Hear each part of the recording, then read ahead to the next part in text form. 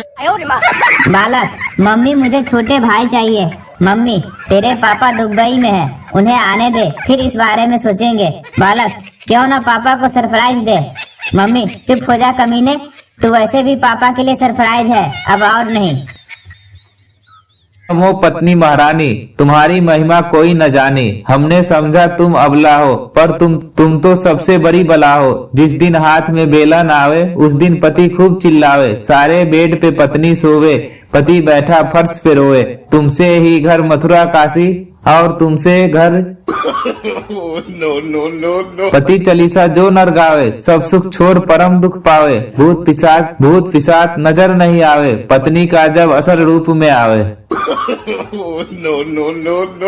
दोस्तों, आज हम एक अजीब प्राणी के बारे में सुनेंगे। इस जीव का नाम है बीबी। यह अक्सर रसोई और टीवी के सामने पाई जाती है। इनका पौष्टिक आहार है पति का भेजा। ये पानी कम, खून ज्यादा पीती है। इन्हें अक्सर नाराज होने का नाटक करते हुए देखा जाता है। इस प्राणी का सबसे खतरनाक हथियार है रोना और इमोशनली ब्लैकमेल करना। उसके संपर्क में रहने से टेंशन नाम की बीमारी हो सकती है, जिसका कोई इलाज नहीं, बस इनसे सावधान रहना। अखिल भारतीय कुंवारा यूनियन द्वारा जनहित में जारी।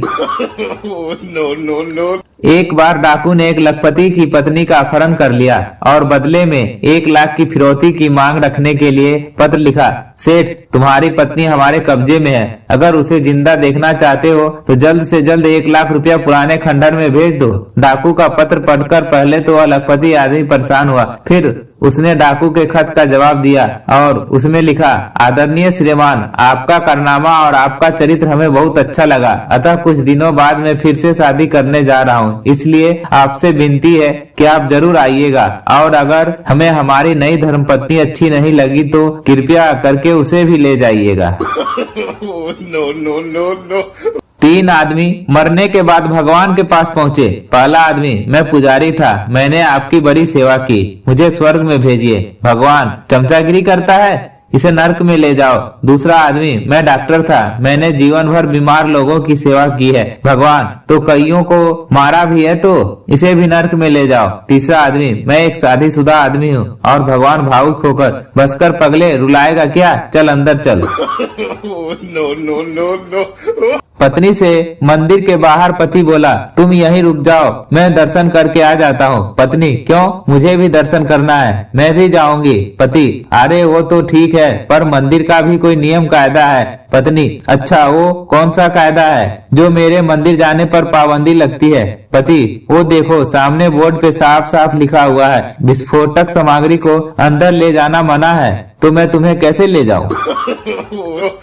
एक आदमी की बीबी लापता हो गई। उस आदमी ने अखबार में बीबी की गुमशुदगी का इश्तेहार कुछ इस तरह छपवाया, मेरी बीबी पिछले 5 दिनों से लापता है। जो कोई भी उसकी खोज खबर मेरे पास लाएगा, उसे खोजने की कोशिश करेगा, वह अपनी जान से हाथ धो बैठेगा। एक नवविवाहित पत्नी ने काम से घर आए पति को कहा, मेरे पास तुम्हारे लिए एक अच्छी खबर है, बहुत जल्द ही हम 2 से 3 हो जाएंगे। पति खुशी से झूमने लगा और अपनी पत्नी गले लगा लिया। अरे मेरी जान, मैं इस दुनिया में सबसे खुशनसीब आदमी हूँ। मुझे खुशी है कि तुम्हें इतना अच्छा लगा। कल सुबह मेरी माँ हमारे साथ रहने आ रही है, पत्नी ने कहा।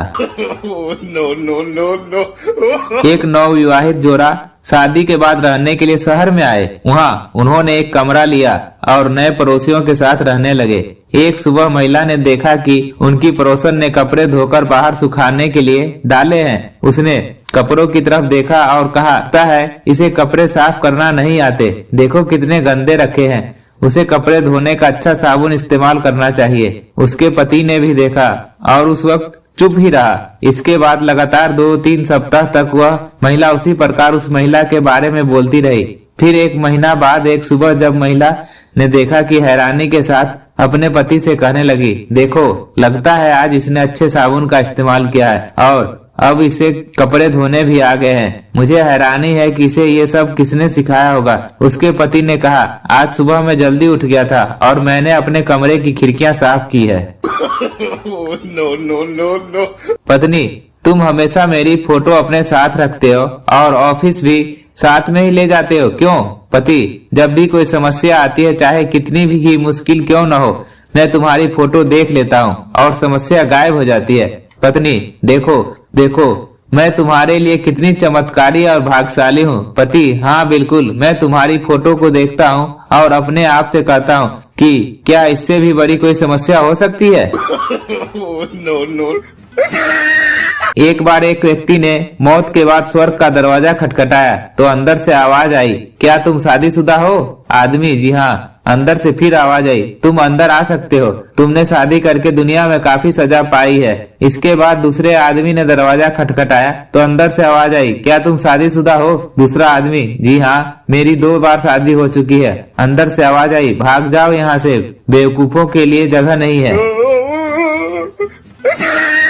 एक नवविवाहित जोड़ा दोपहर को अपने घर में सो रहा था। जागने पर पत्नी ने अपने पति से कहा, जानते हो अभी अभी मैंने क्या सपना देखा? पति, क्या? पत्नी, मैंने देखा कि तुम मेरे लिए नया सोने का हार लेकर आए हो। इस सपने का क्या अर्थ हो सकता है? पति, यह तुम आज रात को जान जाओगी। रात को जब पति घर लौटा तो उसके हाथ में एक पैकेट था जो उसने अपनी पत्नी को दिया। मन ही मन खुश होते हुए जब पत्नी ने उस पैकेट को खोला तो उसमें एक पुस्तक निकली जिसका नाम था 1001 सपनों के अर्थ। एक बार एक दाम्पत्य में झगड़ा हो गया। पत्नी, काश मैंने अपनी माँ की बात मान ली होती तो आज मुझे ये दिन देखना नहीं पड़ता। पति, क्या मतलब? क्या तुम्हारी माँ ने तुम्हें मुझसे शादी करने से मना किया था? पत्नी, और नहीं तो क्या। पति, हे भगवान, मैं आज तक इस नेक औरत के बारे में कितना बुरा सोचता था जिसने मुझे बचाना चाहा। पति एक घरेलू प्राणी है। यह सभी घरों में अनिवार्य रूप से पाया जाता है। इस घरेलू प्राणी को पालने का पूरा अधिकार पत्नी नामक ओहदे से सम्मानित महिला को प्राप्त होता है। इसकी 2 आंखें होती है जिससे यह मूक रहकर मात्र देखता है। इसके 2 कान होते हैं जिससे पत्नी की डांट फटकार सुनता है।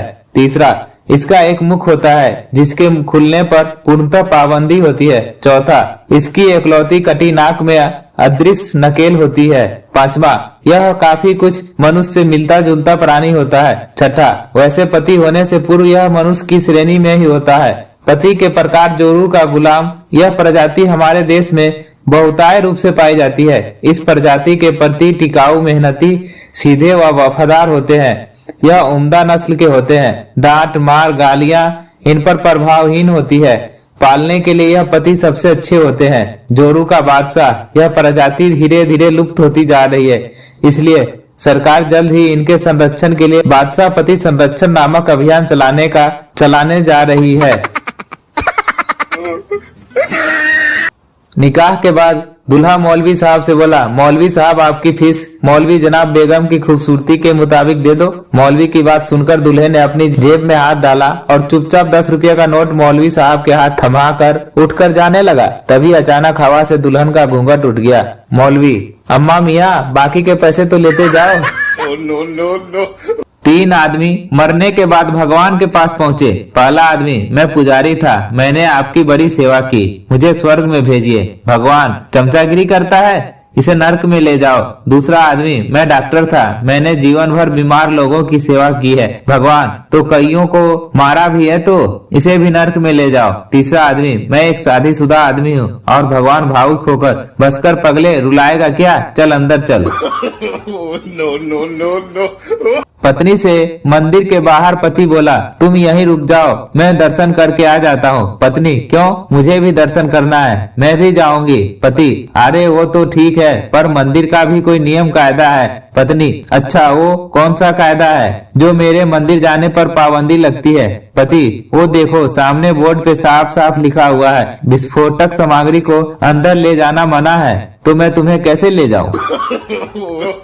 एक आदमी की बीवी लापता हो गई। उस आदमी ने अखबार में बीवी की गुमशुदगी का इश्तेहार कुछ इस तरह छपवाया, मेरी बीवी पिछले 5 दिनों से लापता है, जो कोई भी उसकी खोज खबर मेरे पास लाएगा, उसे खोजने की कोशिश करेगा, वह अपनी जान से हाथ धो बैठेगा। no. एक फिल्मी अभिनेता पत्नी को अपनी फिल्म दिखाने ले गया। पत्नी ने जब देखा कि उसका पति हीरोइन के साथ बड़े जोर शोर से रोमांस कर रहा है तो उससे रहा नहीं गया और वह अपने पति से बोली, तुम मुझे तो कभी इस तरह प्यार नहीं करते, इसे क्यों कर रहे हो? अभिनेता, इसे प्यार करने के मुझे 50 लाख मिले हैं। सफर में एक यात्री ने उत्सुकतावश ड्राइवर से पूछा, आप बस में कितने घंटे रहते हो? ड्राइवर, 24 घंटे। यात्री ने हैरानी से, यह कैसे संभव है? ड्राइवर फट से बोला, भाई साहब, 8 घंटे सरकार की बस में और 16 घंटे अपनी पत्नी की बस में। पति, जब मैं सूट पहनकर सब्जी लेने जाता हूँ तो दुकानदार वाले मुझे सब्जी महंगी देते हैं, और जब मैं मैला कुर्ता पजामा पहनकर जाता हूँ तो सब्जी सस्ती मिलती है। पत्नी, तब तो तुम हाथ में कटोरा लेकर जाया करो, सब्जी मुफ्त में मिल जाएगी। अलग महिलाएं अपने पतियों से लड़ रही थी। पायलट की पत्नी, ज्यादा उड़ो मत, समझे? मास्टर की पत्नी, मुझे मत सिखाओ, ये आपका स्कूल नहीं है। डेंटिस्ट की पत्नी, दांत तोड़ के हाथ में दे दूंगी। डॉक्टर की पत्नी, तबीयत तंदुरुस्त कर दूंगी।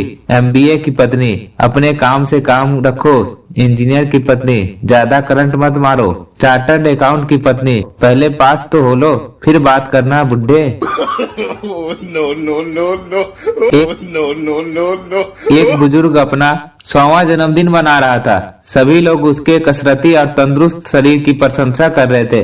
तभी एक आदमी ने पूछ लिया कि आपकी फिटनेस का क्या राज है? बुजुर्ग आदमी ने कहा, मैं आपको अपने फिटनेस का राज बताता हूँ, सुनिए। बुजुर्ग जी, दरअसल बात यह है कि मेरी पत्नी और मुझे शादी किए हुए 75 साल हो गए। जब हमारी शादी हुई थी तो हमने एक प्रण लिया था कि जब भी हमारे बीच झगड़ा होगा, अगर ये प्रमाणित हो जाए कि किसकी वजह से झगड़ा हुआ है, उसे बाहर आकर खुली हवा में काफी देर तक सैर करनी पड़ेगी। आदमी तो उससे आपकी तंदुरुस्ती का क्या रिश्ता? बुजुर्ग, बस जनाब, उसके बाद से 75 साल हो गए, मैं रोज रात को खुली हवा में सैर कर रहा हूँ। एक नवविवाहित पत्नी ने काम से घर आए पति को कहा, मेरे पास तुम्हारे लिए एक अच्छी खबर है, बहुत जल्द ही हम 2 से 3 हो जाएंगे। पति खुशी से झूमने लगा और अपनी पत्नी गले लगा लिया। अरे मेरी जान, मैं इस दुनिया में सबसे खुशनसीब आदमी हूँ। मुझे खुशी है कि तुम्हें इतना अच्छा लगा। कल सुबह मेरी माँ हमारे साथ रहने आ रही है, पत्नी ने कहा। एक नवविवाहित जोड़ा शादी के बाद रहने के लिए शहर में आए। वहाँ उन्होंने एक कमरा लिया और नए पड़ोसियों के साथ रहने लगे। एक सुबह महिला ने देखा कि उनकी पड़ोसन ने कपड़े धोकर बाहर सुखाने के लिए डाले हैं। उसने कपड़ों की तरफ देखा और कहा, लगता है इसे कपड़े साफ करना नहीं आते, देखो कितने गंदे रखे हैं, उसे कपड़े धोने का अच्छा साबुन इस्तेमाल करना चाहिए। उसके पति ने भी देखा और उस वक्त चुप ही रहा। इसके बाद लगातार 2-3 सप्ताह तक वह महिला उसी प्रकार उस महिला के बारे में बोलती रही।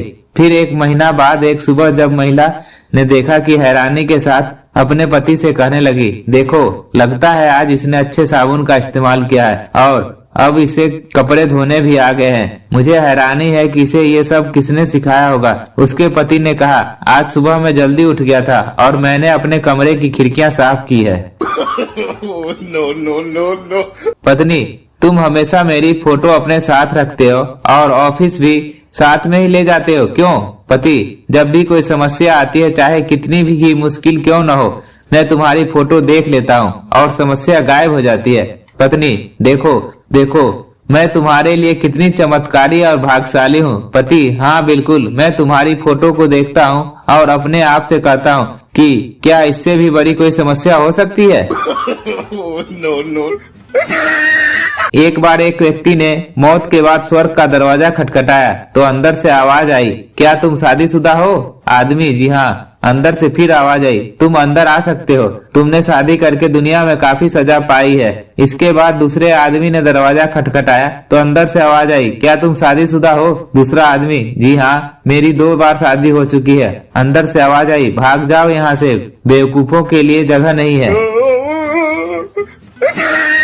एक नवविवाहित जोड़ा दोपहर को अपने घर में सो रहा था। जागने पर पत्नी ने अपने पति से कहा, जानते हो अभी अभी मैंने क्या सपना देखा? पति, क्या? पत्नी, मैंने देखा कि तुम मेरे लिए नया सोने का हार लेकर आए हो। इस सपने का क्या अर्थ हो सकता है? पति, यह तुम आज रात को जान जाओगी। रात को जब पति घर लौटा तो उसके हाथ में एक पैकेट था जो उसने अपनी पत्नी को दिया। मन ही मन खुश होते हुए जब पत्नी ने उस पैकेट को खोला तो उसमें एक पुस्तक निकली जिसका नाम था 1001 सपनों के अर्थ।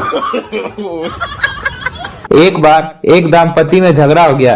पत्नी, काश मैंने अपनी माँ की बात मान ली होती तो आज मुझे ये दिन देखना नहीं पड़ता। पति, क्या मतलब? क्या तुम्हारी माँ ने तुम्हें मुझसे शादी करने से मना किया था? पत्नी, और नहीं तो क्या। पति, हे भगवान, मैं आज तक इस नेक औरत के बारे में कितना बुरा सोचता था जिसने मुझे बचाना चाहा। पति एक घरेलू प्राणी है। यह सभी घरों में अनिवार्य रूप से पाया जाता है। इस घरेलू प्राणी को पालने का पूरा अधिकार पत्नी नामक ओहदे से सम्मानित महिला को प्राप्त होता है। इसकी 2 आंखें होती है जिससे यह मूक रहकर मात्र देखता है। इसके 2 कान होते हैं जिससे पत्नी की डांट फटकार सुनता है। तीसरा, इसका एक मुख होता है जिसके खुलने पर पूर्णतः पाबंदी होती है। चौथा, इसकी एकलौती कटी नाक में अदृश्य नकेल होती है। पांचवा, यह काफी कुछ मनुष्य से मिलता जुलता प्राणी होता है। छठा, वैसे पति होने से पूर्व यह मनुष्य की श्रेणी में ही होता है। पति के प्रकार जोरू का गुलाम, यह प्रजाति हमारे देश में बहुतायत रूप से पाई जाती है। इस प्रजाति के प्रति टिकाऊ, मेहनती, सीधे व वफादार होते हैं।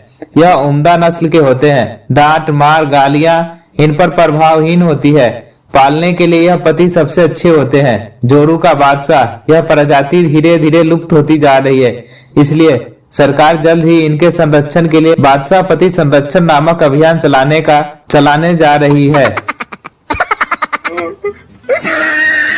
निकाह के बाद दूल्हा मौलवी साहब से बोला, मौलवी साहब आपकी फीस मौलवी जनाब बेगम की खूबसूरती के मुताबिक दे दो। मौलवी की बात सुनकर दूल्हे ने अपनी जेब में हाथ डाला और चुपचाप 10 रुपये का नोट मौलवी साहब के हाथ थमा कर उठकर जाने लगा। तभी अचानक हवा से दुल्हन का घूंघट उठ गया। मौलवी, अम्मा मियाँ, बाकी के पैसे तो लेते जाओ। बिक्री के बोझ से बीमार एक सेल्समैन से उसकी पत्नी ने कहा, इस बार जानवरों के डॉक्टर को दिखाओ तो ही ठीक होगे। सेल्समैन, क्यों?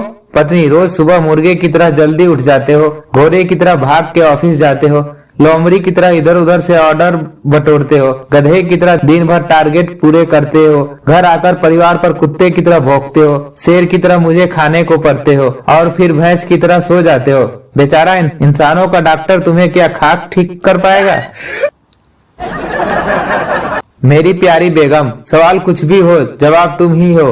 रास्ता कोई भी हो मंजिल तुम ही हो। दुख कितना ही हो खुशी तुम ही हो। अरमान कितना ही हो आरजू तुम ही हो। गुस्सा जितना भी हो प्यार तुम ही हो। ख्वाब कोई भी हो तबीर तुम ही हो।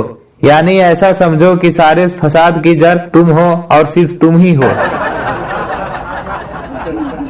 एक औरत अपने पति की कब्र पर पंखा जल रही थी। एक राहगीर उसकी यह पति भक्ति देखकर ठिठक कर रुक गया। उसने पास जाकर कहा, बहन जी, अब तो यह मर गया है, अब इस पर पंखा झेलने से क्या फायदा? औरत ने ठंडी सांस लेकर कहा, मैं इस कब्र को जल्द सुखाने की कोशिश कर रही हूँ, क्योंकि हमारे यहाँ का कायदा है कि जब तक पति की कब्र सूख न जाए औरत दूसरी शादी नहीं कर सकती। एक महिला एक शॉपिंग मॉल के सामान खरीदने गई। जब वह काउंटर पर पेमेंट करने गई तो कैशियर ने उससे पूछा, कैश या कार्ड? तब महिला अपने पर्स को खोलती है और कैश पेमेंट कर देती है। जब वह पर्स बंद करने लगी तो कैशियर की नजर पर्स में रखे टेलीविजन के रिमोट कंट्रोल पर पड़ी। कैशियर ने पूछा, मैडम, क्या आप इस रिमोट कंट्रोल को हमेशा अपने पास रखती है? महिला ने कहा, नहीं, मेरे पति ने क्रिकेट देखने के चक्कर में मेरे साथ शॉपिंग पर आने के लिए मना कर दिया तो मुझे बहुत बुरा लगा और मैं रिमोट ही उठाकर ले आई। पति पत्नी रात में बिस्तर पर खामोशी से लेटे हुए थे। आपस में कोई बात नहीं। पत्नी के मन की चिंताएं, ये मुझसे बात क्यों नहीं कर रही है? दूसरा, क्या अब मैं पहले जैसी खूबसूरत नहीं रही? तीसरा, कहीं मेरा वजन तो नहीं बढ़ गया? चौथा, कहीं मेरे चेहरे की झुर्रियों पर इनका ध्यान तो नहीं आ गया? पांचवा, कहीं इनके जीवन में कोई और तो नहीं आ गई? छठा, कहीं ये मेरी रोज की किचकिच से तंग तो नहीं आ गए? पति के मन की चिंता। धोनी ने ईशांत शर्मा को ओवर क्यों दिया? जोक अच्छा लगा तो लाइक कर दे, चैनल को सब्सक्राइब कर दे। मिलते हैं एक नए जोक में, तब तक के लिए हंसते रहें, मुस्कुराते रहें, मस्त रहें।